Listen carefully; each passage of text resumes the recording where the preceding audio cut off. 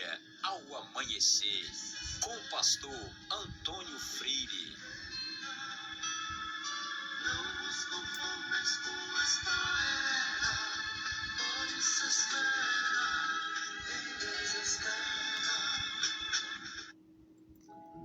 Meus queridos irmãos, a paz do Senhor, muito bom dia! Graças ao nosso Deus, estamos de volta.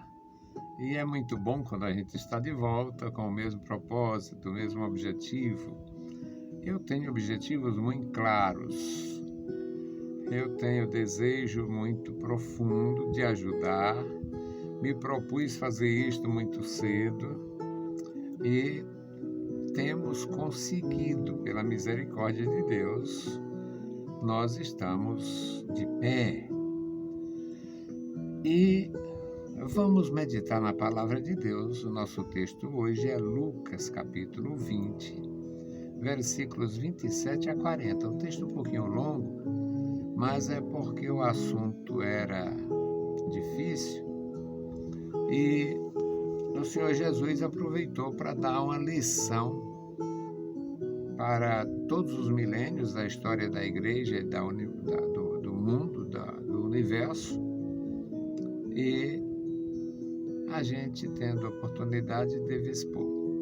Então, nós vamos ler a mensagem, que é um documento profundo a respeito da natureza dos anjos, a respeito da natureza do homem, a respeito da ressurreição dos mortos e da eternidade do homem. Isso é muito profundo. Nós não temos muita sorte, eu digo nós, vocês também. E a gente fica congregando 1 ano, 2, 3, 5, alguns mais tempo. E os ministros ficam naquele vai e não vem, naquele chove e não molha, não ensina nada. Alguns, infelizmente, não aprenderam. São salvos pela misericórdia, sabem dizer que Jesus é bom e é verdade, mas não tem profundidade. E quem teve o cuidado de se preparar, deve ajudar. Eu tive o cuidado de me preparar para ajudar alguém. Lucas 20, 27. E chegando-se alguns dos saduceus, que dizem não haver ressurreição, perguntaram-lhe, dizendo, Mestre, Moisés nos deixou escrito que se o irmão de algum falecer, tendo mulher e não tendo filhos, o irmão dele toma a mulher e suscita posteridade a seu irmão. Houve, pois, 7 irmãos. O primeiro tomou mulher e morreu, sem filhos. E tomou o segundo por mulher, e ele morreu sem filhos. E tomou o terceiro, e igualmente também os 7. E morreram e não deixaram filhos. Por último, depois de todos, a mulher também morreu. Portanto, na ressurreição, de qual deles será a mulher? Pois que os 7 por mulher tiveram. E Jesus respondendo disse-lhes, os filhos deste mundo casam-se e dão-se em casamentos. Mas os que forem havidos por dignos de alcançar o mundo vindouro e a ressurreição dentre os mortos, nem hão de casar, nem ser dados em casamento, porque já não podem mais morrer, pois são iguais aos anjos, e são filhos de Deus, sendo filhos da ressurreição. E que os mortos hão de ressuscitar também, o mostrou Moisés, junto da sarça, quando chama o Senhor Deus de Abraão, e Deus de Isaque, Deus de Jacó. Ora, Deus não é Deus de mortos, mas de vivos, porque para Ele vivem todos. E respondendo alguns dos escribas, disseram, Mestre, disseste bem. E não ousavam perguntar-lhe mais coisa alguma. Meus queridos irmãos, quando o sujeito é polêmico, duvidoso, gosta de criar problemas, criar caso, ou defender seus princípios como se fossem absolutos, cria-se muitas situações. Eu trabalhei com cultura durante muitos anos numa casa publicadora. Na verdade, tem nome e sobrenome, Casa Publicadora Batista. Eu trabalhei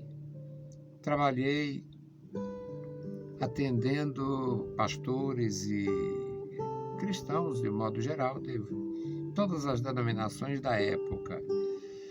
Existia alguns que iam comprar determinada literatura, determinado livro, e eram polêmica a respeito dos dias da semana, do sábado, a respeito de comida, de alimentos, problemas a respeito dos dons espirituais, os pentecostais, os não pentecostais, os batistas do Pé Roxo, os pentecostais de Araque e tudo mais.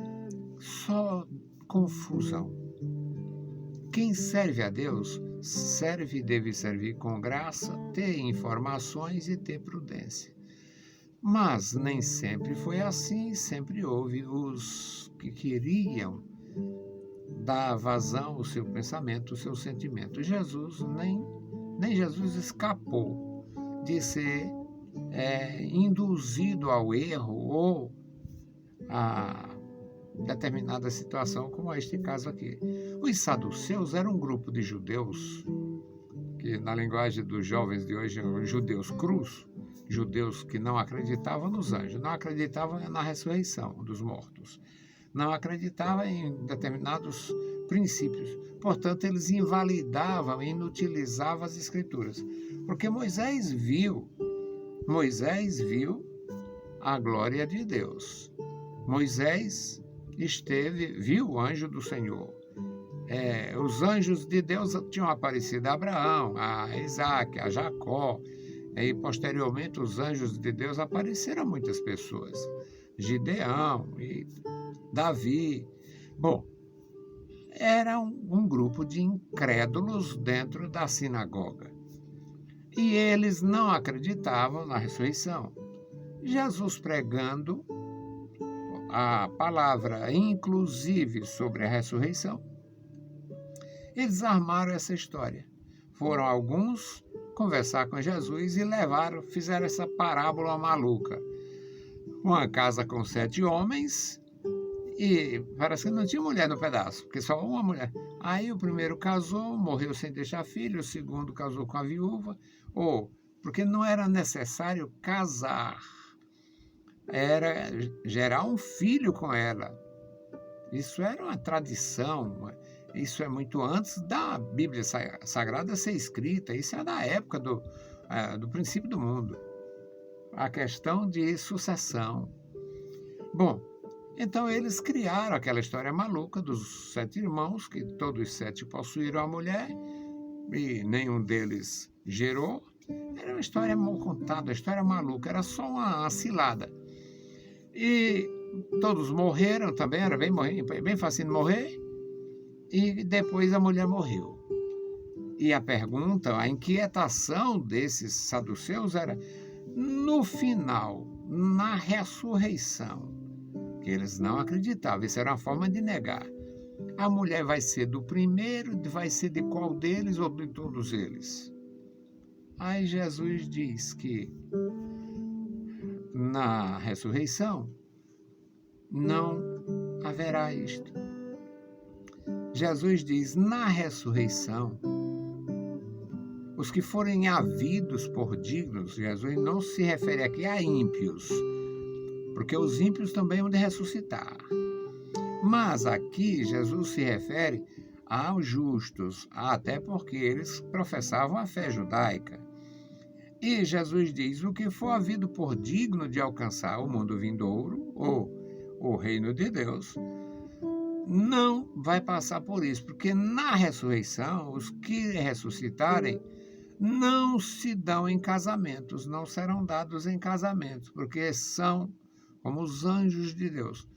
São iguais aos anjos de Deus no tocante a esta condição de casar, procriar. Não teria. E Jesus ensina muito bem no versículo 36. Estes são filhos de Deus através da ressurreição. Filhos da ressurreição, ou seja, Deus criou o homem e o homem é filho por criação.